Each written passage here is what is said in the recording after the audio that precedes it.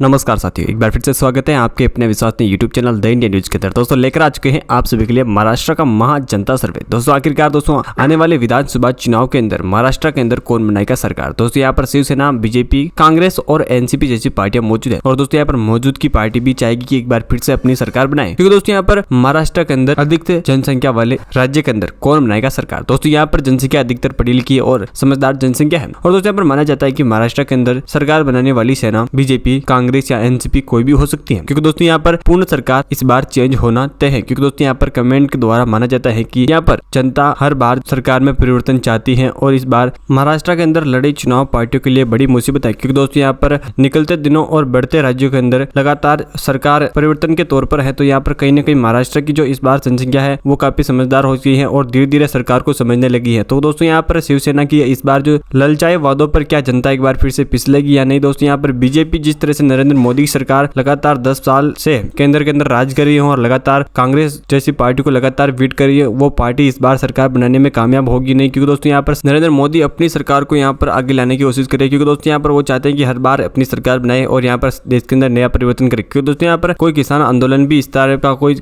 हरकत नहीं कर रहा है महाराष्ट्र के अंदर और यहाँ पर मुंबई की जो जनसंख्या है वो काफी पसंद करती है बीजेपी को, क्योंकि दोस्तों यहाँ पर बीजेपी का जो रुतबा है वो काफी अलग देखने को मिलता है और बीजेपी जिस तरीके से अपना काम करती है वो बाकी पार्टियों से बिल्कुल अलग नजर आता है। क्योंकि दोस्तों यहाँ पर नरेंद्र मोदी 10 साल से केंद्र के अंदर राज करने वाली एकमात्र पार्टी है और एकमात्र पार्टी यहाँ पर चाहेगी कि एक बार फिर से महाराष्ट्र के अंदर अपनी सरकार बनाए और नया जलवा बिखेरा जाए। पर दोस्तों यहाँ पर कांग्रेस पार्टी को क्या है, बीजेपी को हराकर 2 बार की लगातार चैंपियन को हराकर क्या अपनी सरकार बना पाएगी यहाँ पर, क्योंकि दोस्तों यहाँ पर कांग्रेस को लगातार बीट करने वाली बीजेपी पार्टी लगातार कांग्रेस इससे हारती आई है और यहाँ पर भी इस बार हार का सामना करने की अनुभूति है, क्योंकि दोस्तों यहाँ पर कांग्रेस के पास कोई ऐसा मुद्दा नहीं है जिसे लेकर यहाँ पर सरकार के ऊपर काफी बड़ी बोलबाल कर सके। पर दोस्तों यहाँ पर बीजेपी के पास काफी सारे मुद्दे हैं और यहाँ पर शिवसेना और कांग्रेस जैसी पार्टी को पीछे रख सकती है। पर दोस्तों यहाँ पर एनसीपी पार्टी भी पीछे नहीं है और एनसीपी कांग्रेस को टक्कर देते हुए यहाँ पर किसी के साथ गठबंधन नहीं करने का चाहती है और चांस है कि इस बार खुद अपने दम पर चुनाव लड़कर अपनी सरकार बनाएगी, क्योंकि दोस्तों यहाँ पर शिवसेना और एनसीपी जैसी पार्टियां यहाँ पर मौजूद है। कांग्रेस और बीजेपी की बड़ी सीटें कर सकती है, क्योंकि दोस्तों यहाँ पर जब 2 पार्टियां विपक्ष में और 2 बड़ी पार्टियां होती है यहाँ पर सीटें अवश्य करती है और दोस्तों यहाँ पर 288 सीटें और 288 सीटों में से जीतने के लिए किसी भी एक पार्टी को 100 सीटों से अधिक सीटों हासिल करनी होगी। तो दोस्तों जानेंगे तमाम अपडेट व जानकारी, उससे पहले अभी तक चैनल को सब्सक्राइब नहीं किया तो जल्दी से नीचे लाल बटन दबा के चैनल को सब्सक्राइब अवश्य कर ले और बेल आइकन को ऑल पे प्रेस कर ले। दोस्तों ऐसे में आपको ओपिनियन पोल, जनता सर्वे और महाराष्ट्र से संबंधित तमाम जानकारी सिर्फ और सिर्फ हमारे इसी चैनल द इंडियन न्यूज के ऊपर मिलती रहेगी। जानने के लिए अभी कभी सब्सक्राइब अवश्य कर ले। और दोस्तों आप महाराष्ट्र के अंदर जिस भी पार्टी को सपोर्ट करते हैं, शिवसेना, बीजेपी, कांग्रेस, एनसीपी या अन्य पार्टी, जिस भी पार्टी को आप सपोर्ट करते हैं उस पार्टी के लिए एक छोटा सा कमेंट तो अवश्य कीजिएगा। दोस्तों यहाँ पर बात करते हैं हम एक एक जिले वाइज एक एक सीट के। तो यहाँ पर जेलना की हम दोस्तों यहाँ पर 5 विधानसभा सीटों के बारे में बात करेंगे। 5 में से शिवसेना को 1 सीट मिल रही, जबकि यहाँ पर बीजेपी को 2, कांग्रेस को 1 तो एनसीपी को भी 1 और अदर खाते में 0। पर दोस्तों यहाँ पर बढ़ाना की दोस्तों यहाँ पर 3 विधानसभा सीटें और 3 में से यहाँ पर शिवसेना 1 सीट अपने नाम करेगी, जबकि दोस्तों यहाँ पर बीजेपी 2 सीटें हासिल करेगी। यहाँ पर कांग्रेस को 0, यहाँ पर एनसीपी को भी 0 सीट मिलेगी और अदर खाते में 0 सीट है। पर दोस्तों यहाँ पर धूल की 5 विधानसभा सीटें और 5 विधानसभा सीटों में यहाँ पर शिवसेना 1 सीट का बहुमत अपने नाम करेगी, जबकि यहाँ पर बीजेपी को 3 सीटें मिलेगी और यहाँ पर कांग्रेस को 1 सीट, जबकि एनसीपी को 0 तो अदर खाते में 0 सीट है। पर दोस्तों यहाँ पर महाराष्ट्र की हम 13 विधानसभा सीटों के बारे में बात कर चुके और शिवसेना यहाँ पर 3 सीटें हासिल की है, जबकि दोस्तों यहाँ पर बीजेपी को 7 सीटें मिली और कांग्रेस को यहाँ पर 2 और एनसीपी खाते में 1 तो अदर खाते में 0 सीट है। इसी के साथ दोस्तों हम अगले जिले के बारे में बात करें तो यहाँ पर गढ़चिरौली की दोस्तों यहाँ पर 3 विधानसभा सीटें और 3 विधानसभा सीटों में यहाँ पर शिवसेना 2 सीटें हासिल करी, जबकि यहाँ पर बीजेपी को 1 सीट का सामना करना पड़ेगा और यहाँ पर कांग्रेस को 0 सीट तो एनसीपी को 0 और अदर खाते में 0 सीट है। पर दोस्तों यहाँ पर गोदिया की 4 विधानसभा सीटें और 4 विधानसभा सीटों में शिवसेना को 1 सीट का बहुमत, जबकि बीजेपी को 2, कांग्रेस को 0 तो एनसीपी को 1 सीट मिल रही है और अदर खाते में 0 सीट है। पर दोस्तों यहाँ पर सिंधुदुर्ग की 3 विधानसभा सीटें, 3 में से दोस्तों यहाँ पर शिवसेना 1 तो बीजेपी को भी 1 सीट मिल रही है, यहाँ पर कांग्रेस को 0 सीट तो एनसीपी को 1 सीट मिल रही है और अदर खाते में 0 सीट है। पर दोस्तों यहाँ पर महाराष्ट्र की हम 23 विधानसभा सीटों के बारे में बात कर चुके हैं और 23 विधानसभा सीटों में शिवसेना को 7 सीटें तो बीजेपी को 11 सीटें मिल रही है और यहाँ पर कांग्रेस को 2 सीटें तो एनसीपी को 3 और अन्य खाते में बिल्कुल 0 सीट है। इसी के साथ दोस्तों हम अगले जिले के बारे में बात करें तो यहाँ पर बोली की दोस्तों यहाँ पर 6 विधानसभा सीटें और 6 में दोस्तों यहाँ पर शिवसेना को 2 सीटें मिल रही है, जबकि यहाँ पर बीजेपी को 1 सीट मिल पाई है, जबकि दोस्तों कांग्रेस भी 1 सीट अपने नाम करी है, यहाँ पर एनसीपी 2 सीटें अपने नाम करी और यहाँ पर अदर खाते में बिल्कुल 0 सीट है। पर दोस्तों यहाँ पर बुल्डाना की दोस्तों यहाँ पर 7 विधानसभा सीटें और 7 विधानसभा सीटों में यहाँ पर शिवसेना 1 सीट का बहुमत अपने नाम कर चुका है, जबकि यहाँ पर बीजेपी खाते में 5 तो कांग्रेस खाते में 1, एनसीपी खाते में 0 और अदर खाते में 0 सीट है। पर दोस्तों यहाँ पर वर्धा की 4 विधानसभा सीटें और 4 में शिवसेना को 1 सीट मिल रही, जबकि यहाँ पर बीजेपी खाते में 2 सीटें और कांग्रेस खाते में 0, यहाँ पर एनसीपी खाते में 1 और अदर खाते में बिल्कुल 0 सीट है। इसी के साथ दोस्तों यहाँ पर महाराष्ट्र की 40 विधानसभा सीटों में यहाँ पर शिवसेना को 11 सीटें मिल रही, जबकि यहाँ पर बीजेपी खाते में 19 तो कांग्रेस खाते में 4, एनसीपी खाते में 6 और अदर खाते में बिल्कुल 0 सीट है। साथ ही दोस्तों इसी के साथ हम अगले जिले के बारे में बात कर लेते हैं। यहाँ पर नंदुरबार की 4 सीटें और 4 में शिवसेना को 2 तो बीजेपी को 1 सीट मिल रही है, जबकि यहाँ पर कांग्रेस को 0 तो एनसीपी को 1 अदर खाते में 0 सीट है। पर दोस्तों यहाँ पर हिंगोली की 3 सीटें और 3 में से यहाँ पर शिवसेना, बीजेपी और एनसीपी तीनों को एक सीट मिल रही है, जबकि यहाँ पर कांग्रेस और अदर खाते में बिल्कुल 0 सीट है। पर दोस्तों यहाँ पर मुंबई शहर की 10 विधानसभा सीटें और 10 विधानसभा सीटों में से शिवसेना को दोस्तों यहाँ पर दो सीटें मिल रही है, जबकि यहाँ पर बीजेपी खाते में 6 सीटें हैं और यहाँ पर कांग्रेस एनसीपी को एक सीट तो अदर खाते में 0 सीट है। पर दोस्तों यहाँ पर महाराष्ट्र की 57 सीटों में यहाँ पर शिवसेना को 16 तो बीजेपी को 27, कांग्रेस को 5 तो एनसीपी को 9 और अदर खाते में 0 सीट है। इसी के साथ दोस्तों हम अगले जिले के बारे में बात करें तो यहाँ पर मुंबई उप की दोस्तों यहाँ पर 26 विधानसभा सीटें और 26 विधानसभा सीटों में यहाँ पर शिवसेना 6 सीटें हासिल कर पाई है, जबकि दोस्तों यहाँ पर बीजेपी को 14 सीटें, यहाँ पर कांग्रेस को 2, एनसीपी को 3 तो अदर खाते में 1 सीट है। पर दोस्तों यहाँ पर जलगांव की 11 विधानसभा सीटें और 11 में से यहाँ पर शिवसेना को 3 तो बीजेपी को 7, कांग्रेस को 1 तो एनसीपी को 0 और अदर खाते में 0। पर दोस्तों यहाँ पर कोल्हापुर की 10 विधानसभा सीटें और 10 में से यहाँ पर शिवसेना को 2 सीटें, यहाँ पर बीजेपी खाते में 4, कांग्रेस को 1 तो एनसीपी को 2 और अदर खाते में बिल्कुल 0 सीट है। पर दोस्तों यहाँ पर महाराष्ट्र की 104 सीटों में से यहाँ पर दोस्तों शिवसेना को 27 सीटें तो बीजेपी को यहाँ पर 52, कांग्रेस को 9 तो एनसीपी को 14 और अदर खाते में 2 सीटें हैं। इसी के साथ दोस्तों हम अगले जिले के बारे में बात कर लेते हैं। यहाँ पर लातूर की 6 सीटों में यहाँ पर शिवसेना को 2 तो बीजेपी को भी 2 सीटें मिल रही है, जबकि यहाँ पर कांग्रेस एनसीपी को एक सीट मिल रही है और यहाँ पर अदर खाते में 0 सीट है। पर दोस्तों यहाँ पर औरंगाबाद की 9 विधानसभा सीटें और 9 में से शिवसेना को 3 सीटें, यहाँ पर बीजेपी खाते में 2 सीटें हैं और यहाँ पर कांग्रेस को 1 तो एनसीपी को 2 और अदर खाते में 1 सीट है। साथ दोस्तों यहाँ पर पालघर की 6 विधानसभा सीटें और 6 में से शिवसेना को 1 तो बीजेपी को 5, कांग्रेस एनसीपी और अदर खाते में बिल्कुल 0 सीट है। पर दोस्तों यहाँ पर महाराष्ट्र की 125 सीटों में से शिवसेना को 33 तो बीजेपी को 61, कांग्रेस को 11 तो एनसीपी को 17 और अदर खाते में 3 सीटें हैं। इसी के साथ दोस्तों हम अगले जिले के बारे में बात कर लेते हैं। यहाँ पर नागपुर की दोस्तों यहाँ पर 12 विधानसभा सीटें हैं और 12 विधानसभा सीटों में से शिवसेना 3 सीटें अपने नाम करेगी, जबकि यहाँ पर बीजेपी 7 सीटें अपने नाम करेगी और यहाँ पर कांग्रेस को 1 सीट मिलेगी तो एनसीपी को भी 1 सीट मिलेगी, जबकि इधर खाते में 0 सीट है। पर दोस्तों यहाँ पर नांदेड़ की 9 विधानसभा सीटें और 9 विधानसभा सीटों में शिवसेना 2 सीटें हासिल करेगी, जबकि यहाँ पर बीजेपी खाते में 4 सीटों का बहुमत है। तो यहाँ पर कांग्रेस खाते में 2 सीटें तो एनसीपी खाते में 1 और अदर खाते में 0 सीट है। पर दोस्तों यहाँ पर पुणे की 21 विधानसभा सीटें हैं और 21 विधानसभा सीटों में से शिवसेना 4 सीटें अपने नाम करेगी, जबकि यहाँ पर बीजेपी खाते में 12 सीटों की बड़ी संख्या है। पर दोस्तों यहाँ पर कांग्रेस 2 सीटें नाम करेगी और यहाँ पर एनसीपी को भी 2 सीटें मिलेगी, जबकि इधर खाते में 1 सीट है। पर दोस्तों यहाँ पर महाराष्ट्र के हम 177 सीटों के बारे में बात करें तो यहाँ पर शिवसेना 42 सीटें अपने नाम करेगी, जबकि यहाँ पर बीजेपी 84 सीटें हासिल कर चुकी है। पर दोस्तों यहाँ पर कांग्रेस को 16 सीटें मिली थी, यहाँ पर एनसीपी को 21 और अदर खाते में 4 सीटें हैं। इसी के साथ दोस्तों हम अगले जिले के बारे में बात कर लेते हैं। यहाँ पर सांगली की 8 विधानसभा सीटें और 8 विधानसभा सीटों में यहाँ पर शिवसेना 3 सीटें अपने नाम कर रही है, जबकि दोस्तों यहाँ पर बीजेपी को 4 सीटें मिलेगी और यहाँ पर कांग्रेस को 0 तो एनसीपी को 1 सीट मिलेगी और अदर खाते में 0 सीट है। पर दोस्तों यहाँ पर 17 की 8 विधानसभा सीटें और 8 में से यहाँ पर शिवसेना को 2 तो यहाँ पर बीजेपी को 4 सीटें मिल रही है, यहाँ पर कांग्रेस को 1 तो एनसीपी को भी 1 सीट मिल रही है और अदर खाते में बिल्कुल 0 सीट है। पर दोस्तों यहाँ पर अकोला की 5 विधानसभा सीटें और 5 में से शिवसेना और बीजेपी दोनों को 1-1 2-2 सीटें मिलेगी और यहाँ पर कांग्रेस को 1 सीट मिलेगी, जबकि यहाँ पर एनसीपी और अदर खाते में 0 सीट है। जबकि दोस्तों यहाँ पर महाराष्ट्र की हम 128 सीटों के बारे में बात करते हैं और शिवसेना को यहाँ पर 49 सीटें मिली है, जबकि यहाँ पर बीजेपी को 94, तो पर कांग्रेस को 18 तो एनसीपी को 23 और अदर खाते में 4 सीटें। इसी के साथ दोस्तों हम अगले जिले के बारे में बात करते हैं। यहाँ पर अमरावती की 8 विधानसभा सीटें और 8 में से शिवसेना को 1 तो बीजेपी को 4, जबकि यहाँ पर कांग्रेस को 1 तो एनसीपी को 2 और अदर खाते में 0। पर दोस्तों यहाँ पर वासिमी की 3 सीटों में से यहाँ पर शिवसेना को 1 तो बीजेपी को 0, कांग्रेस को 1, एनसीपी को 1 और अदर खाते में भी 0 सीट है। पर दोस्तों यहाँ पर यवतमाल की यहाँ पर 7 विधानसभा सीटें और 7 में से यहाँ पर शिवसेना को 2 तो यहाँ पर बीजेपी को 4, जबकि कांग्रेस को 0 तो एनसीपी को 1 और अदर खाते में 0। पर दोस्तों यहाँ पर महाराष्ट्र की 206 सीटों में से शिवसेना को 53, जबकि यहाँ पर बीजेपी को 102 तो कांग्रेस को 20, एनसीपी को 27 और अदर खाते में 4 सीटें। इसी के साथ दोस्तों हम अगले जिले के बारे में बात करते हैं। यहाँ पर रायगढ़ की 7 विधानसभा सीटों में से 7 में से शिवसेना को 2 तो बीजेपी को 4, कांग्रेस को 1 तो एनसीपी को 0 और अदर खाते में 0। पर दोस्तों यहाँ पर अहमदनगर की यहाँ पर 12 विधानसभा सीटें, यहाँ पर शिवसेना को 2 तो बीजेपी को 7, कांग्रेस को 2, एनसीपी को 1 और अदर खाते में 0। पर दोस्तों यहाँ पर रत्नगिरी की 5 विधानसभा सीटें और यहाँ पर शिवसेना को 1 तो बीजेपी को 3, कांग्रेस को 0 तो एनसीपी को 1 और अदर खाते में 0। पर दोस्तों यहाँ पर महाराष्ट्र की 230 सीटों में शिवसेना को 48 तो बीजेपी को 116, कांग्रेस को यहाँ पर 23 तो एनसीपी को 29 और अदर खाते में 4 सीटें हैं। इसी के साथ दोस्तों हम अगले जिले के बारे में बात करते हैं। यहाँ पर परमबानी की 4 सीटें और 4 में शिवसेना को 1 तो बीजेपी को 2 सीटें, जबकि कांग्रेस को यहाँ पर 0, एनसीपी को 1 अदर खाते में 0। पर दोस्तों यहाँ पर सोलापुर की 11 विधानसभा सीटों में शिवसेना को 3 तो बीजेपी को 7, कांग्रेस को 1 तो एनसीपी को 0 और अदर खाते में 0। पर दोस्तों यहाँ पर टांड की 18 विधानसभा सीटों में शिवसेना को 5 तो बीजेपी 12 सीटें हासिल कर रही, जबकि यहाँ पर कांग्रेस को 0 तो एनसीपी को 0 और अदर खाते में 1 सीट है। पर दोस्तों यहाँ पर महाराष्ट्र की 263 सीटों में से यहाँ पर शिवसेना को 67 तो यहाँ पर बीजेपी खाते में 137, बीजेपी कांग्रेस खाते में 24 तो एनसीपी खाते में 30 और अदर खाते में 5 सीटें हैं। इसी के साथ दोस्तों हम लास्ट एंड फाइनल जिले के बारे में बात कर लेते हैं। यहाँ पर उस्मानाबाद की दोस्तों यहाँ पर 4 विधानसभा सीटें और 4 में से यहाँ पर शिवसेना को 2 तो बीजेपी को 0, एनसीपी और कांग्रेस को 1 तो अदर खाते में 0। पर दोस्तों यहाँ पर चंद्रपुर की 6 विधानसभा सीटों में शिवसेना को 2 तो बीजेपी को 1, कांग्रेस को 1 तो एनसीपी को 2 अदर खाते में 0। पर दोस्तों यहाँ पर नासिक की 15 सीटों में से यहाँ पर शिवसेना को 3 तो बीजेपी को 8, कांग्रेस को 2 तो एनसीपी और अदर खाते में 1 सीट है। पर दोस्तों यहाँ पर हम लास्ट एंड फाइनल